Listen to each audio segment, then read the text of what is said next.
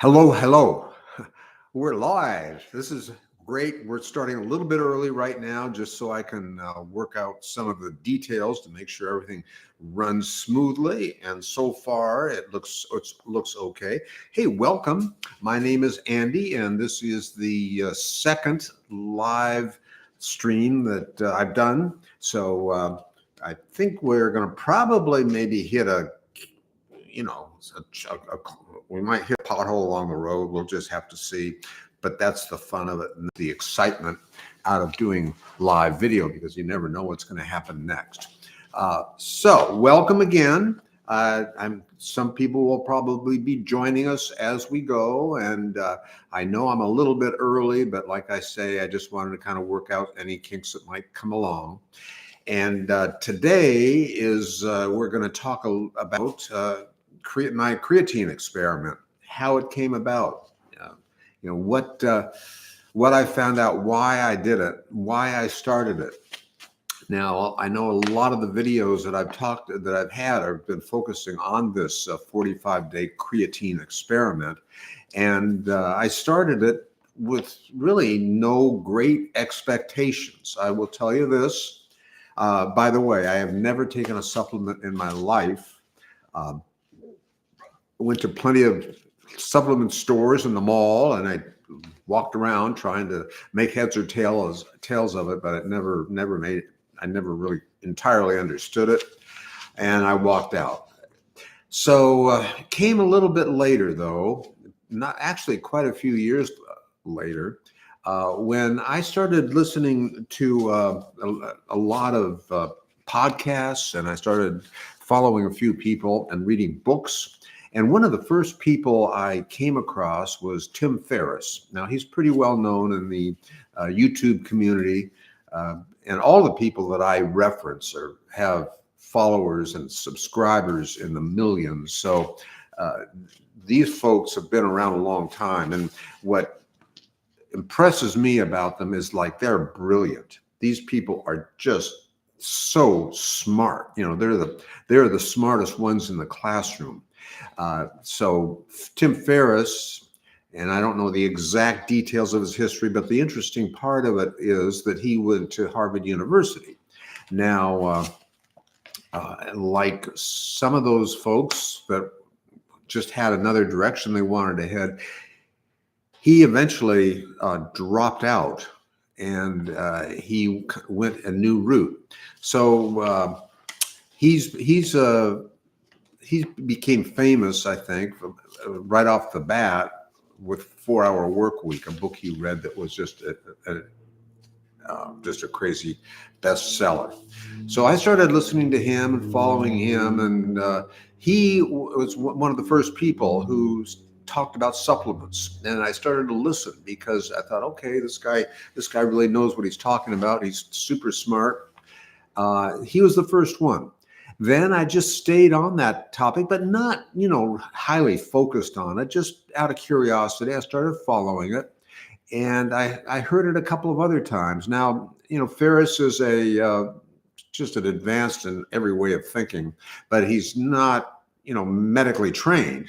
So then I came across another person who is medically trained, and he's another brilliant guy, and his name is Peter Attia.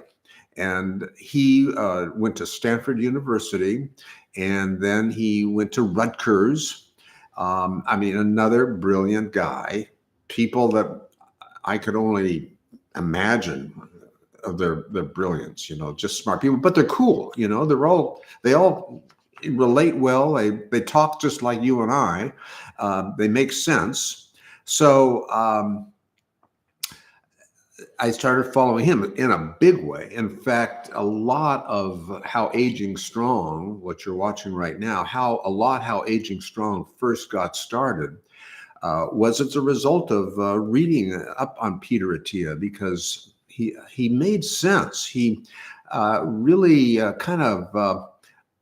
created a new level of medicine. He is an MD, and he has an interesting backstory. I mean, it's a really crazy backstory. He actually went, as I say, he graduated from Stanford, got his MD there. Then he went to do his residency at Rutgers. And at that point, the way I understand it, he got disillusioned. And smart guy, number one. Okay. So he left. He went out of medicine entirely, and he went into the financial world. I mean, that's an abrupt change in itself. But he didn't stay in that too long, and he got back into medicine. So he established something called Medicine 3.0, which is a break from our traditional medical practice, and something that I've often thought about, and he really spelled it out in ways that made a lot of sense to me.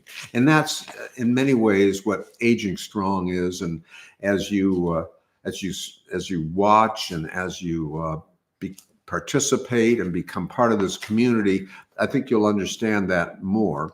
And then there's an Andrew Huberman, also from Stanford, also very, very active on YouTube. I think he may have 7 million subscribers. All of these three guys that I mentioned have subscribers in the millions or close to 1 million. And, I think it's Huberman has like 7 or 8 million.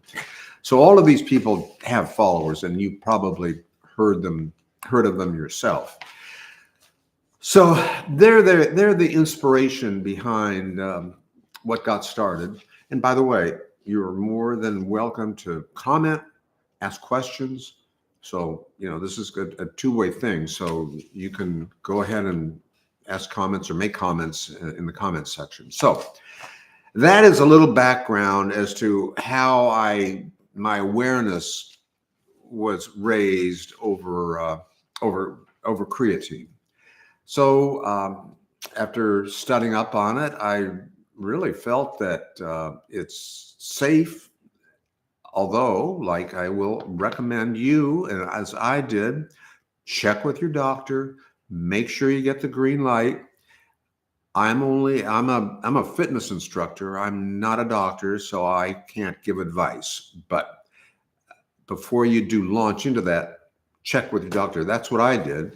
I emailed him, which is a modern way of your relationship with your doctor these days, it seems like. And he quickly got back to me, and he said, "Okay, I would just warn you or caution you with just a couple of points. One, monitor your cholesterol, monitor your blood pressure, and monitor your kidney function. Apparently, those are areas that creatine supposedly has an impact on." So I have done reasonably well at that, although probably felt that I was healthy enough that I didn't monitor that real closely. Anyway, so I finished so I launched this 45-day creatine experiment on myself, and as I've noted in a number of the videos that I've done over the past maybe 2 weeks, I didn't feel any impact or anything particular from the creatine for the first 2 weeks, going on 3 weeks. Then I noticed something. See, I also do a lot of individual and group sports, and one of the group sports that I do is pickleball, and that was where at first something definitely had changed.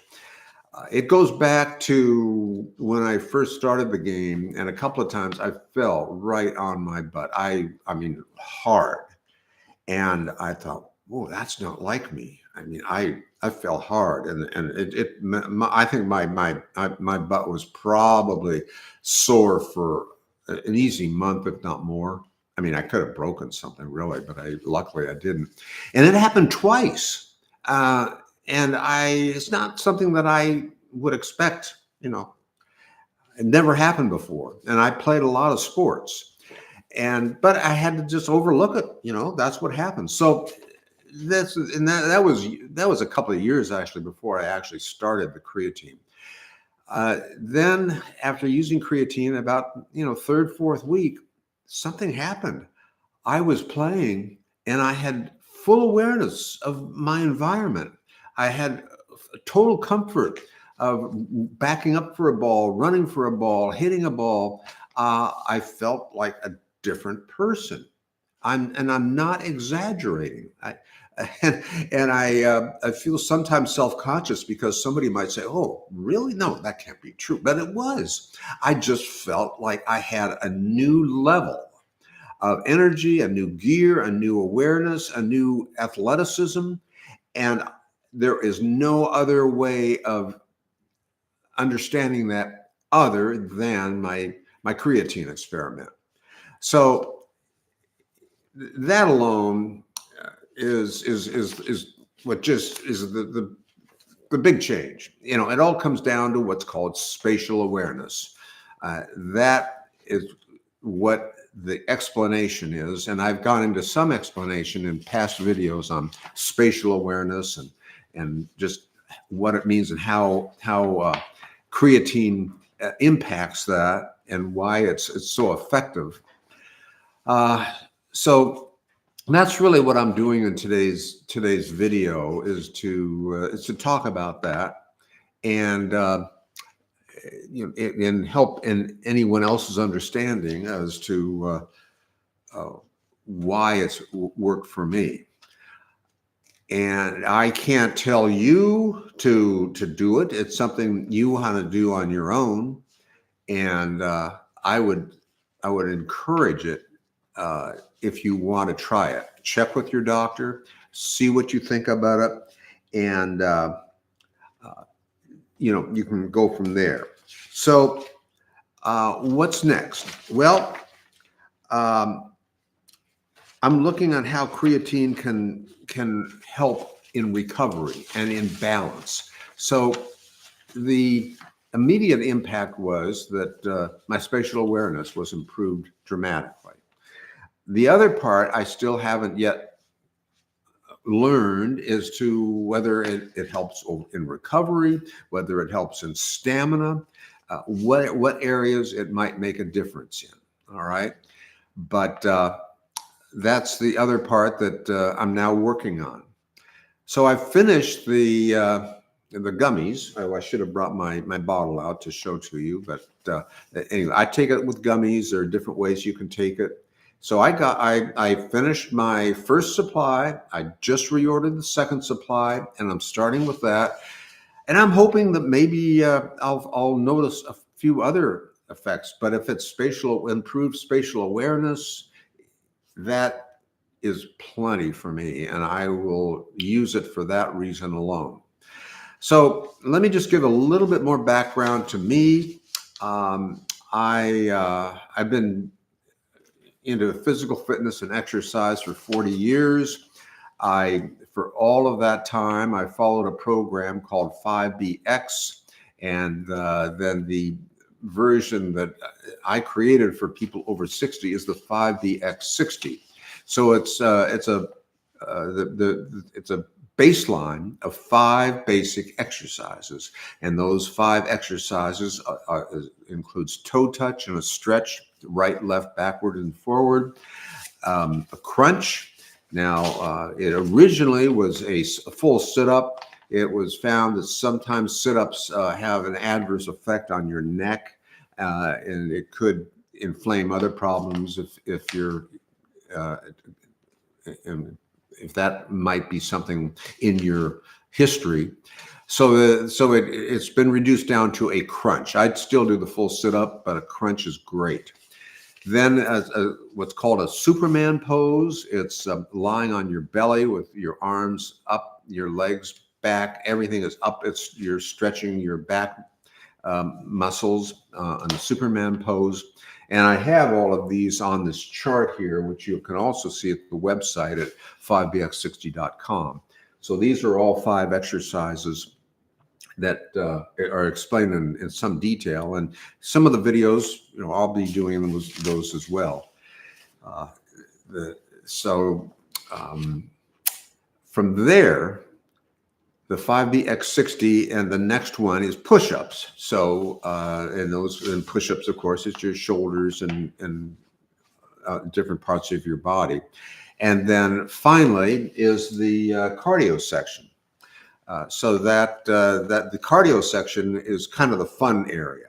But what we do is we break it down to if you want to go rigidly with the program, you can do marching in place, you can do running in place. But then if you want to extend it out to doing things that you love, like cycling, like pickleball, like jump rope, which is what I do, I said running, walking, tango, dancing, any of those things are great for cardio. And that's what the 5BX60 program is based on. So that's a baseline. Then what we do here is as we age over 60, we start to lose our muscle mass. And so that's important to maintain muscle mass in order to have a quality health span. So we talk about health span, you also hear lifespan, and we focus a little more on the health span part because that's the area that we want to make sure that however long you're living here, you live to the best of your physical ability and emotional ability because it all works together. So health span is what Aging Strong really is about. And it starts with a 5BX60. So that's a little background. I watch our videos, and so you can learn a little bit more about it. Put in some comments if you have questions or you want to, and also subscribe, and also ask. Make sure you get notifications so you hear whenever a new video is up. We publish 3 times a week. And it covers the gamut. But lately, it has been focused on the creatine test. I also have a jump rope challenge going on. And I had a jump rope challenge coinciding with the creatine test. The jump rope challenge was to challenge you and myself to get started or to increase the number of jumps that you like to do. So I do as part of my cardio, in addition to cycling and a few other things I do. But my basic cardio is jump rope. So I do 100 jumps every day along with my 5BX60.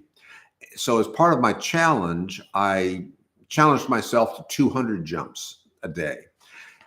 And I worked on it gradually. And one time I finally hit it. And it was pretty easy. Once I put my mind to it and I had worked up to it, I worked up to 125, then I worked up to 150. And then about at that point, I realized, well, if I just, struggled through it a little bit, I could hit 200. So I did a few more sessions of 150, 170. And then that one day I thought, okay, I'm going to hit 200, which I did. But the point I think is that I've resolved in my own head that I'm going to stick with 100 a day. The 200 is great. I may possibly down the line I'll increase my daily to 200, but I did hit 200. The other thing that I wanted to hit though was doing a trick. In jump rope you can do some cute little tricks. You can do double jumps and all kinds of stuff. I was wanting to get a trick, make a trick, and I didn't quite make it. I didn't master that. It's harder than you think. Everything is a little bit harder than you think, but you work on it. You persist. So there's the background, and I hope this is only this is my second live stream. I'm gonna wind it up a little bit. And you feel free to comment, and it'll be on the YouTube site, so you can check it out a little bit more, listen to it again. And let me urge you to subscribe. And if you know of anybody who wants to improve their health span through aging strong, share it with them. That's been it. It's been fun. It's been number 2. And I hope you enjoyed it. I hope you got something out of it. And we're going to do this every Wednesday. So if you want to mark your calendar, see you on Wednesday. And in the meantime, we have videos Monday and Friday. We have the live on Wednesday. Check it all out. Again, Aging Strong. I'm glad you were here. See you next time.